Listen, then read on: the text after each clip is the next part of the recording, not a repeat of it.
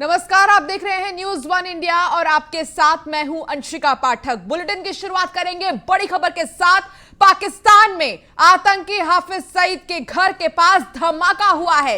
लाहौर में है आतंकी हाफिज सईद का घर। लाहौर के जौहर टाउन इलाके में धमाका हुआ है।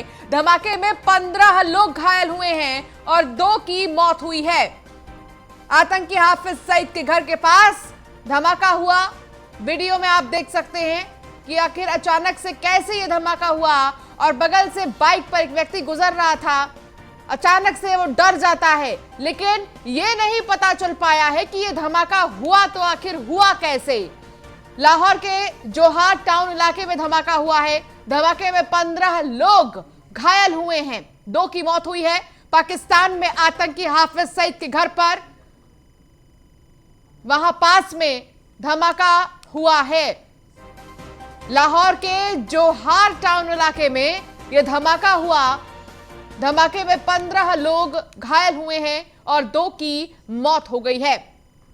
पाकिस्तान में आतंकी हाफिज सईद के घर के पास धमाका हुआ, जिसका फुटेज आपके टीवी स्क्रीन पर है। आप देख सकते हैं कि एक के बाद एक 2 बार धमाका हुआ है, जिसके चलते अब तमाम सवाल खड़े हो रहे हैं कि आखिर यह धमाका हुआ तो हुआ कैसे।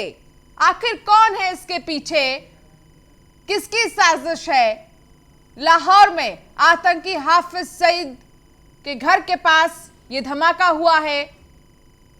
वीडियो हम आपको दिखा रहे हैं जो सोशल मीडिया पर अब खूब तेजी से वायरल हो रहा है। तो लाहौर में है आतंकी हाफिज सईद का घर। लाहौर के जौहर टाउन इलाके के पास यह धमाका हुआ।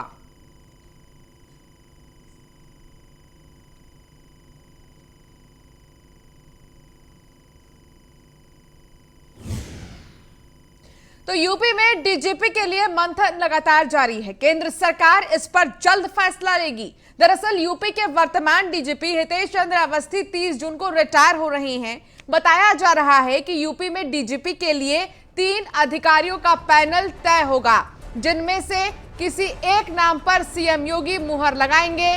तो वहीं डीजीपी पद के लिए रेस में 1986 बैच के नासिर कमाल का नाम सबसे आगे है। इतना ही नहीं, डीजीपी की रेस में 1996 बैच के मुकुल गोयल का भी नाम शामिल है। तो यूपी में नए डीजीपी के लिए मंथन लगातार जारी है। 1987 बैच के मुकुल गोयल डीजीपी की रेस में बने हुए हैं। इसके अलावा दोनों ही अधिकारी फिलहाल केंद्र में तैनात हैं और यूपी में नए डीजीपी के लिए मंथन लगातार जारी है। तीसरे नंबर पर 1987 बैच के आरपी सिंह का नाम भी सामने है। आरपी सिंह भी इस रेस में है।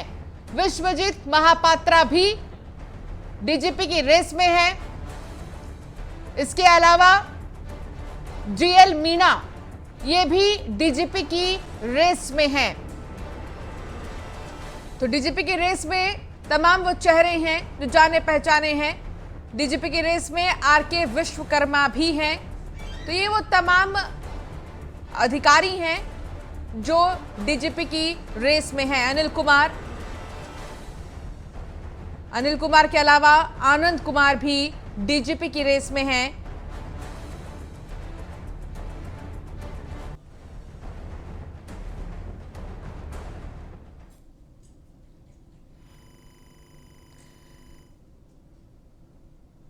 खबर प्रयागराज से है, जहां धर्मांतरण अध्यादेश को चुनौती देने वाली सभी याचिकाएं खारिज कर दी गई हैं। इलाहाबाद हाईकोर्ट ने खारिज की सभी याचिकाएं। अध्यादेश के कानून बन जाने के आधार पर याचिकाएं खारिज की गई हैं।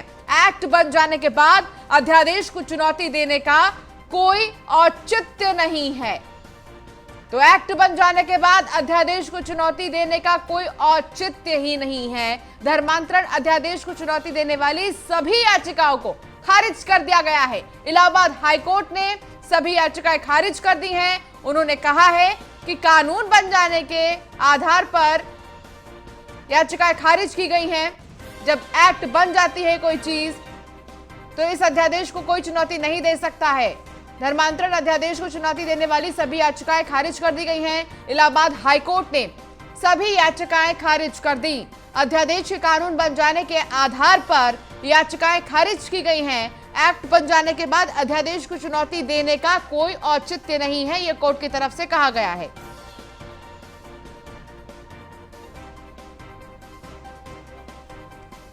तो इलाहाबाद हाईकोर्ट ने सभी याचिकाएं खारिज कर दी। अध्यादेश के कानून बन जाने के बाद किसी भी तरह की याचिकाओं को नहीं मंजूर किया गया।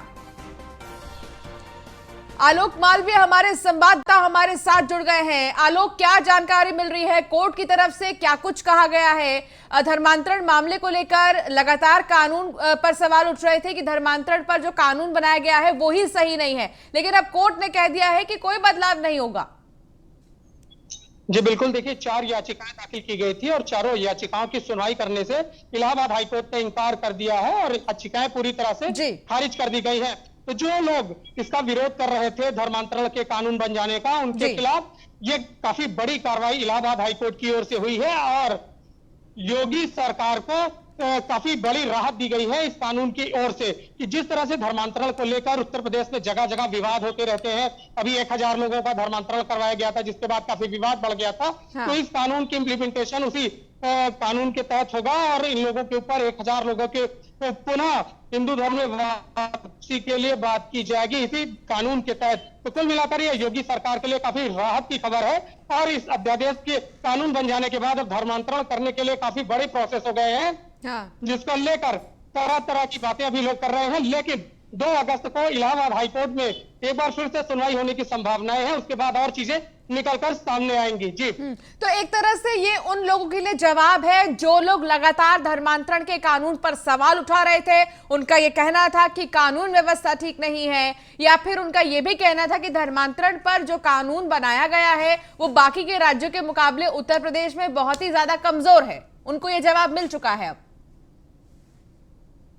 जी बिल्कुल, इलाहाबाद हाईकोर्ट की ओर से इन अध्यादेशों को जो कानून बन गए हैं उनके खिलाफ जो याचिकाएं हैं उनको खारिज करने के बाद से ये बातें क्लियर हो गई हैं कि इलाहाबाद हाईकोर्ट ने ये कह दिया है कि जो कानून बन चुकी चीजें हैं उनके ऊपर किसी तरह की छेड़छाड़ नहीं की जा सकती। अब उनके ऊपर पुनः बड़े प्रोसेस की तैयारी अगर आप करते हैं तभी बातें आगे बढ़ पाती है, लेकिन अब इसको चुनौती देना व्यर्थ है आपके लिए, इसी को कहते हुए इनकी याचिकाओं को खारिज किया गया है। जी अब आगे क्या स्टैंड होगा जितने भी याचिका करता है उनका, क्योंकि उनकी याचिकाएं अब खारिज हो गई हैं, तो अब किस चीज को लेकर सवाल उठाएंगे?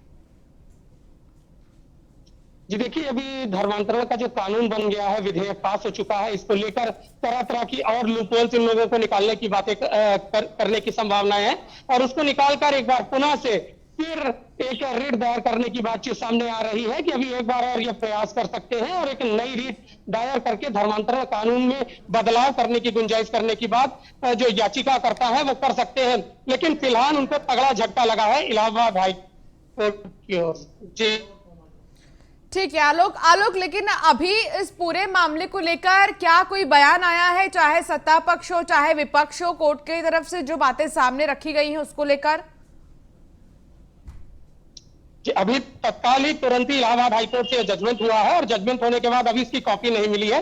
अभी शाम तक जो याचिकाएं खारिज हुई है उनके बारे में विस्तार से चीजें निकलकर सामने आएंगी, तभी किसी तरह का बयान सामने आने की संभावनाएं हैं। जी चलिए ठीक है, आप बहुत शुक्रिया इस तमाम जानकारी के लिए आलोक, आपने तमाम जानकारी दी।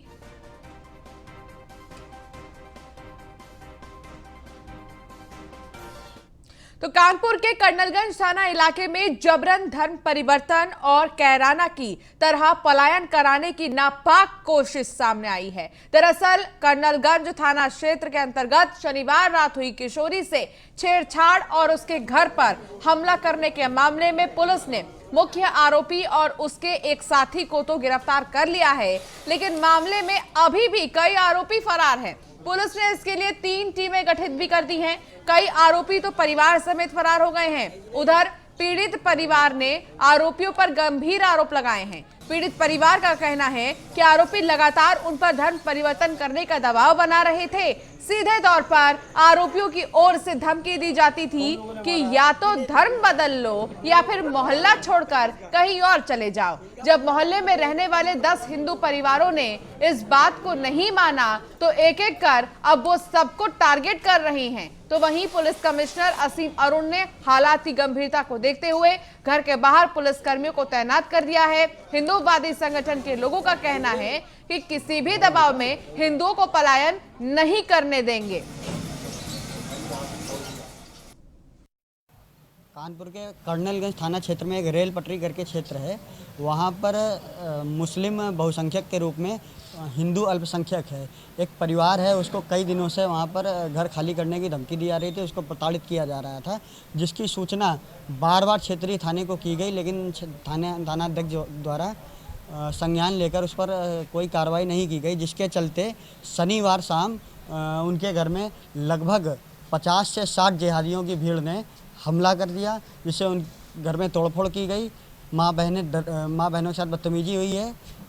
भाई के भी चोट है, गंभीर रूप से चोट आई है, जिसकी सूचना जब प्राप्त हुई तो पूरा बजरंग दल रात को पीड़ित परिवार के घर गया और थाने जाकर उसकी FIR दर्ज कराई और अभी कुछ अपराधियों की गिरफ्तारी हुई है। उसमें से शनिवार की रात को एक घटना हुई थी कर्नलगंज में, जिसमें कि 2 पक्षों में मारपीट हुई। जो FIR लिखी गई और जो जांच हुई उसमें पाया गया कि एक लड़की है, बच्ची है, उसके साथ छेड़खानी हुई और उसके बाद ये मारपीट हुई। अलग अलग वर्जन आए, किंतु CCTV कैमरे, मोबाइल फ़ोन की इमेजेस से पूरी तरीके से चीज़ें स्पष्ट हुई। जो वांछित व्यक्ति हैं उनको चिन्हित किया गया है। उनके खिलाफ जो साक्ष्य हैं, विशेषकर इलेक्ट्रॉनिक साक्ष्य, उसके आधार पर कार्रवाई की जा रही है और इनमें से किसी को भी बख्शा नहीं जाएगा, सख्त कार्रवाई की जाएगी। 2022 विधानसभा चुनाव को लेकर सपा ने तैयारी शुरू कर दी है। विधानसभा चुनाव को लेकर अखिलेश यादव बैठक कर रहे हैं। बैठक में जिला अध्यक्ष, पदाधिकारी से लेकर कार्यकर्ता मौजूद हैं। सपा कार्यालय में यह बैठक चल रही है। सपा कार्यालय में नेताओं को मोबाइल ले जाने पर रोक, मोबाइल लेकर जाना मना है।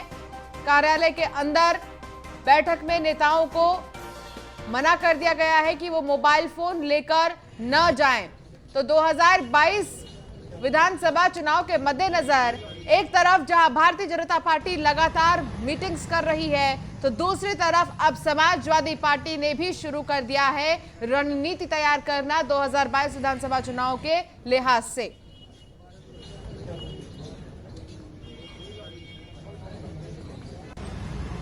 चुनाव को लेकर अखिलेश यादव बैठक कर रहे हैं लखनऊ में।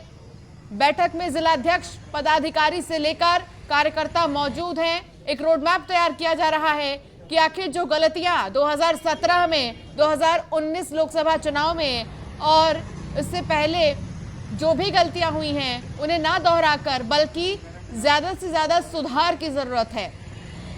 और इस बार क्योंकि एक मजबूत विपक्षी के रूप में खड़ी हो सकती है समाजवादी पार्टी, यही वजह है कि एक भी मौका समाजवादी पार्टी नहीं छोड़ना चाहती और अभी से ही काम पर लग गई है। तो 2022 विधानसभा चुनाव को लेकर सपा की तैयारी शुरू हो गई है। बैक टू बैक मीटिंग, और अब इस मीटिंग में जिलाध्यक्ष, पदाधिकारी से लेकर कार्यकर्ता मौजूद हैं। तमाम दिशा निर्देश जारी किया जाएगा। प्रचार प्रसार से लेकर जनता को जागरूक करने तक के जो रोड मैप हैं उन्हें तैयार किया जाएगा इस मीटिंग में। तो बैठक में नेताओं को मोबाइल फोन लेकर जाने से मना कर दिया गया है। उन्हें कहा गया है कि मोबाइल फोन जमा कर दें और फिर बैठक में शामिल हों, क्योंकि किसी भी तरह का कोई डिस्ट्रैक्शन समाजवादी पार्टी नहीं चाहती है हो।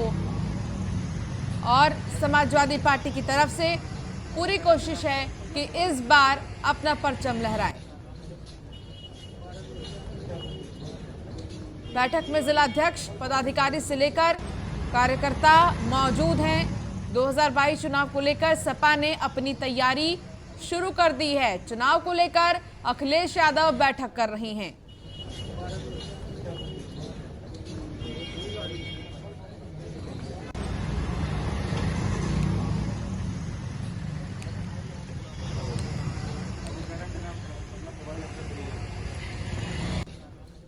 खबर बिजनौर से, जहां नवनिर्मित पुलिस चौकी बाढ़ में तबाह है।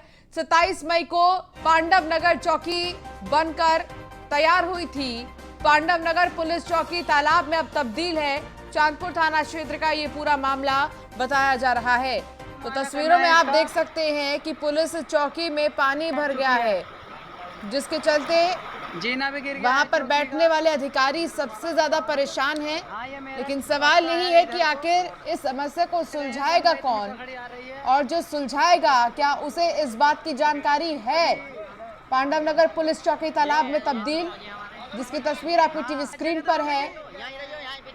चौकी में पानी भर गया है, अधिकारी बाहर हैं और चौकी में पानी भरा है।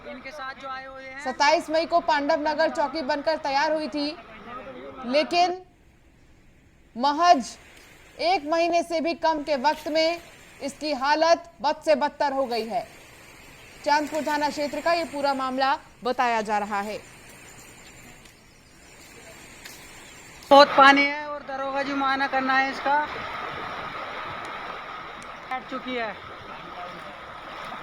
जीना भी गिर गया है चौकी का। हाँ, ये मेरा रास्ता है, इधर को गए हैं। गंगा इतनी तगड़ी आ रही है अभी।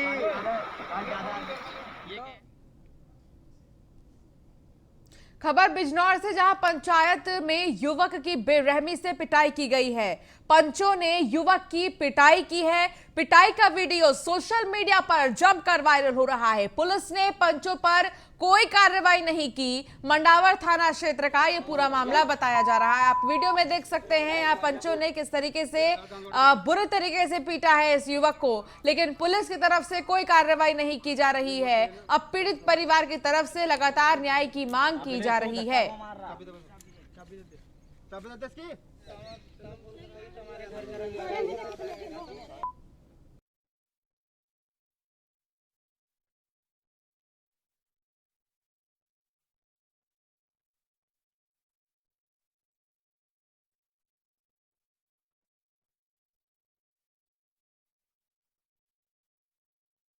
युवक की पंचों ने बेरहमी से पिटाई की, जिसका वीडियो आप देख सकते हैं।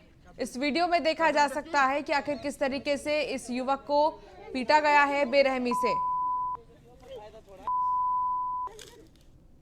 खबर कानपुर से, जहां CSJMU यूनिवर्सिटी के गेट पर छात्रों ने हंगामा किया है। BCA, BBA, LLB की ऑफलाइन परीक्षा कराने को लेकर छात्रों में गुस्सा है। सभी परीक्षा ऑनलाइन कराने की मांग कर रही हैं छात्र। मौके पर पहुंची पुलिस से छात्रों की झड़प भी हो गई। तो पुलिस मौके पर मौजूद थी, शांत कराने की कोशिश पुलिस कर रही थी, लेकिन जब बात नहीं बनी तो पुलिस और छात्रों के बीच ही झड़प हो गई। लगातार छात्रों की यह मांग है कि परीक्षाएं ऑनलाइन हो। BCA, BBA, LLB ऑफलाइन परीक्षा कराने को लेकर बहुत ज्यादा गुस्से में हैं तमाम छात्र। मौके पर पुलिस पहुंची और कोशिश कर रही थी किसी तरह छात्रों को समझा लिया जाए, लेकिन जब छात्र नहीं माने तो पुलिस और छात्रों के बीच झड़प हो गई। तो वही बात करेंगे कानपुर की, जहां जबरन धर्म परिवर्तन और कैराना की तरह पलायन कराने की नापाक कोशिश सामने आई है। दरअसल कर्नलगंज थाना क्षेत्र अंतर्गत शनिवार रात हुई किशोरी से छेड़छाड़ और उसके घर पर हमला करने के मामले में पुलिस ने मुख्य आरोपी और उसके एक साथी को गिरफ्तार कर लिया है, लेकिन मामले में अभी भी कोई आरोपी कई सारे आरोपी फरार हैं। पुलिस फिलहाल टीमें गठित कर दी है। कई आरोपी तो परिवार समेत फरार हो गए हैं। उधर पीड़ित परिवार ने आरोपियों पर गंभीर आरोप लगाए हैं। पीड़ित परिवार का कहना है कि आरोपी लगातार उन पर धर्म परिवर्तन करने का दबाव बना रहे थे। सीधे तौर पर आरोपियों की ओर से धमकी दी जाती थी कि या तो धर्म बदल लो या फिर मोहल्ला छोड़कर चले जाओ। जब मोहल्ले में रहने वाले 10 हिंदू परिवारों ने इस बात को नहीं माना तो एक एक कर अब वो सब को टारगेट कर रही हैं। तो वहीं पुलिस कमिश्नर असीम अरुण ने हालात की गंभीरता को देखते हुए घर के बाहर पुलिस कर्मियों को तैनात कर दिया है।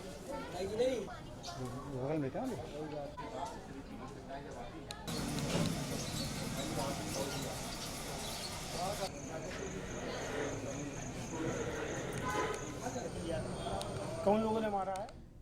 तो ये लखीमपुर खीरी में अनोखी शादी देखने को मिली है। दूल्हे ने नदियों के रौद्र रूप को अपने शादी के आड़े नहीं आने दिया। कुदरत के कहर का सामना करते हुए दुल्हा अपनी दुल्हन को लेने नाव से उसके घर पहुंचा, जहां हिंदू रीति रिवाज से शादी समारोह संपन्न होने के बाद नाव पर बिठाकर वापस घर ले आया। दुल्हा एक ट्यूब पर बैठाकर नैया पार करवाई। बता दें कि बड़ा गांव से एक बारात जानी थी, लेकिन गांव में बाढ़ का पानी भरा था। दुल्हा समेत परिजनों ने बारात जाने को लेकर सभी रस्में पानी में ही निभाई। तस्वीरों में ये साफ देखा जा सकता है कि दुल्हा और परिजन बाढ़ के पानी में ही शादी की सारी रस्में निभा रहे हैं। तो बाढ़ के पानी में ही सारी रस्में निभाई गई हैं। लखीमपुर खीरी का ये पूरा मामला है।